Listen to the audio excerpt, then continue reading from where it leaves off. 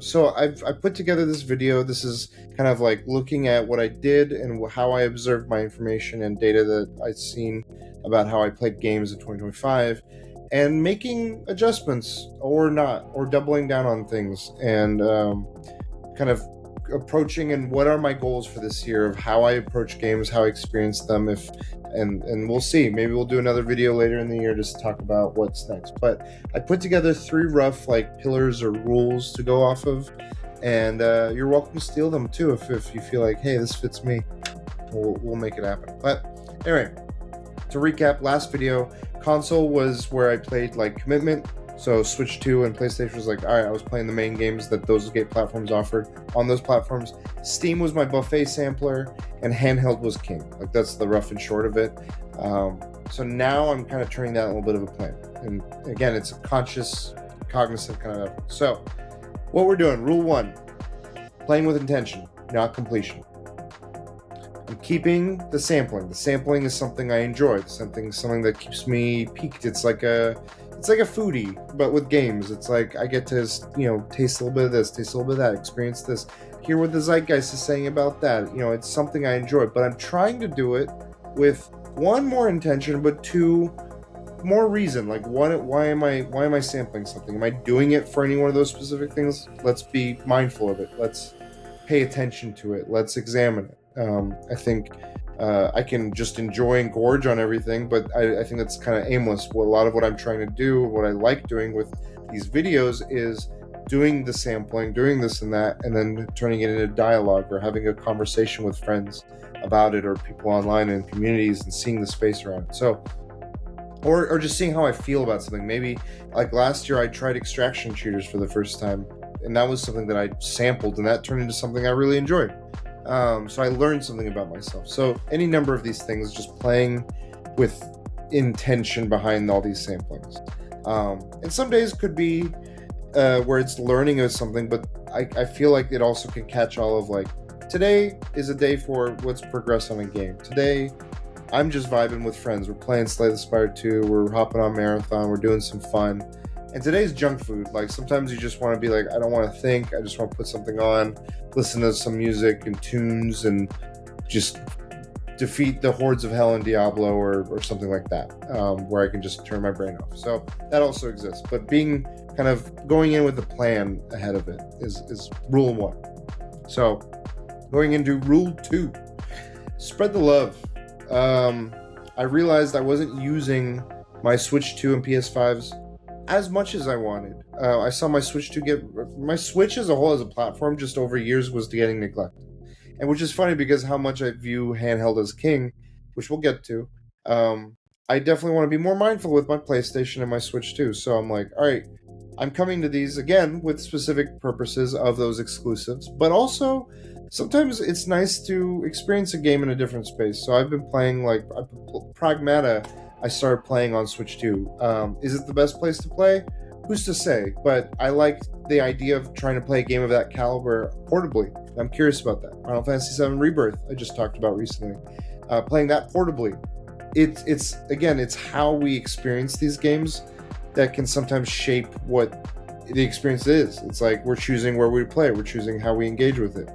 That's going to start shifting that. So the Switch is more, it falls in line with that portability, but sitting with the PlayStation 5 and Sony platform or my PC, or I'm at my desk like this, it's a different experience. It's a different kind of approach to it, and I want to be mindful about what game I'm playing with.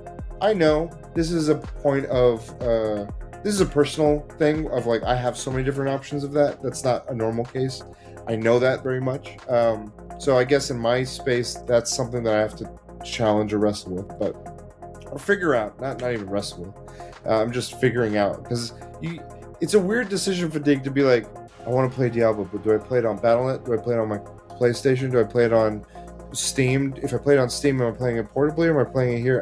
And then just I don't want to buy games more than once. Like one time is enough at these prices. So, exclusives, hardware specific reasons, things like that.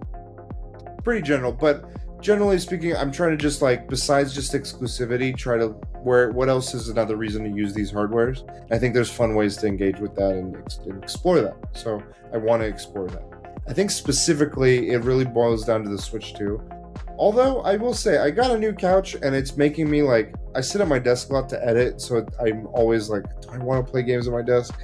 I want to just go lay on the couch and just veg out and play something. So that's also another reason, maybe just my living arrangement and stuff. So I don't know, talking out loud here. But let's go to the third and final rule, and that is handheld stays king, but we're studying it. I think, I'm very vocal, and it's been a constant for me. I love portability. I'm not fighting it. I'm very much leaning into it, but I think I'm leaning into it with kind of what the first rule was and a little bit of the second, but with intentionality and with curiosity. I'm picking games to fit what screen. Again, this kind of goes into what I'm playing and what mood I'm in. But also, I think I like exploring and finicking with like a lot of handheld devices. There's so many options. And today, I think it's something that even many others relate to. I mean, you have phones often. You can play Resident Evil 4 or Death Stranding on your phone. There's the Switch. There's the ROG Ally Xbox device that some people have. There's the Steam Deck that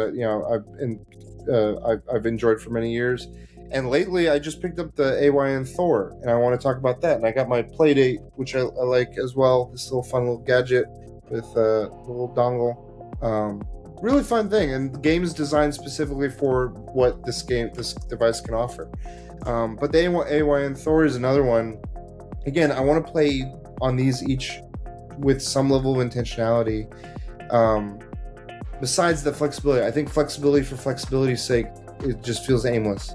So trying to play everything cohesively, this is just doing everything on my rules, more cognizantly and more conscientiously of like, what am I doing, why am I doing it, and where am I doing it, essentially is what this rule and all my rules boil down to. So again, I know this may not 100% sound relatable in terms of my rules and my play styles, but I think if anything, it begs the exercise of like, how do you examine your play and how do you set your rules, whether you're doing it consciously or subconsciously. I know some folks are like, hey, I only play this game with this friend, or I only play this game on weekends, or I only do this type of gaming on my phone once a day when I go to like play Pocket TCG, or whenever I go play Pokemon Go. I do it in certain spaces, in certain vacuums, in certain time frames, with certain people. We all have rules of which we kind of create frameworks for ourselves, whether we know it or not. And I think that's me kind of taking a step back and examining that a little bit and posing the question to you of like, how do you define your rules and what are they, if any? I'd love to hear what they are. If you have any, share them in the comments. Maybe we'll make a third video that's not about me, about my habits and my learnings, but about you and yours. And let's examine it. It could be a fun exercise if we get enough participation. But that's my thoughts, and that's my goals with 2026. So we'll examine it when we get our wraps and our like Spotify wrapped and our game wrapped of 2026 and what we learned, and let's study it and examine it again in snapshot later. So until then, stay tuned for more videos. Again, always a pleasure. Thank you for having me, and thank you for sharing these videos and spending some time with me. But until next time, we'll catch you at the next save point.